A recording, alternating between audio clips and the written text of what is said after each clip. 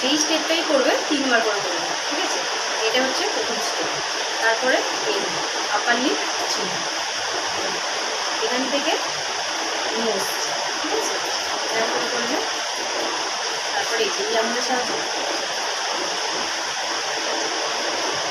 বুঝতে পারছি? এবার এখান থেকে ডাইরেক্ট ফোরহেডে চলে যাবো। এবার এখানেতে এই স্টেপটা তুমি নিতে পারো, দুটো আঙুল এরকম, ঠিক আছে? একটা এরকম যাবে, তার পাশে আবার একটা।